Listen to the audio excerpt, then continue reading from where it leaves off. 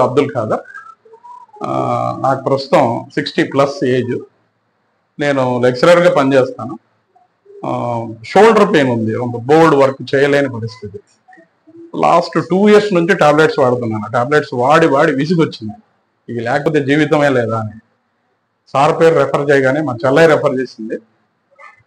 Just ఒక 3 days అంతే physiotherapy plus ఆయన మాట తీరు కన్విన్సింగ్గా ఏంటి పరిస్థితి ఒక మెడికల్ స్టూడెంట్కి ఎక్స్ప్లెయిన్ చేసినట్టుగా చేశారు.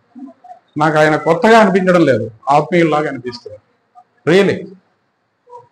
సో ఈ పైన బోర్డులో కూడా రిహాబిలిటేషన్ అని పెట్టారు. No doubt it is rehabilitation, దాంట్లో సందేహమే లేదు. కేవలం ఇది కాదు, ఫిజియోథెరపీ మాత్రమే కాదు, వాళ్ళ మాటల వల్ల మాకు కూడా నమ్మకం ఏర్పడింది. మాకు దాని మీద కాన్ఫిడెన్స్ రావడం వల్ల, ఇక్కడ చేసిన ట్రీట్మెంట్ ప్లస్ ఎక్సర్సైజ్ వల్ల డెఫినెట్గా రేపు పొద్దున ఓవర్ స్ట్రైన్ ఉండదు, టాబ్లెట్స్ మీద డిపెండ్ కావాల్సిన పరిస్థితి కూడా ఉండదు అని అనిపిస్తుంది. అదే బయట కూడా ఉంది ఫిజియోథెరపీ, బట్ అంత అనిపించడం లేదు. సో ముఖ్యంగా డాక్టర్ గారి నాన్నగారిని కూడా ఈ సందర్భంలో తలుచుకోవాలి.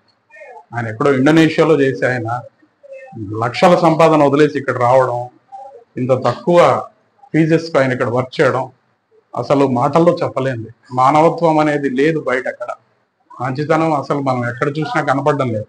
బట్ ఉంది అంటే నమ్మడానికి ఇబ్బంది అవుతుంది. చాలామందికి నా ద్వారా ఇంకా కొంతమందికి రికమెండ్ చేసి వీలైతే వాళ్ళకు ఫైనాన్షియల్ బర్డెన్ తగ్గించి కాస్త వాళ్ళు కూడా రికవర్ అయ్యేటట్టు చూడాలని నాకు అనిపిస్తుంది. మా కాలేజ్ ప్రిన్సిపల్ గారు ఉన్నారు, వాళ్ళు కూడా అంతే. పాపము షోల్డర్ పెయిన్తో చాలా ఇబ్బంది పడుతున్నాడు, టాబ్లెట్స్ అంటే భయం. ఆయన కూడా వస్తామన్నారు పాపము.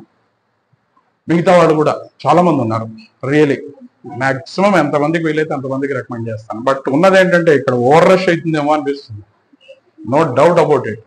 ఇప్పుడు మార్నింగ్ 9 to 2 పెట్టారు, మళ్ళీ ఈవినింగ్ సెషన్ కూడా పెట్టాల్సి వస్తుంది.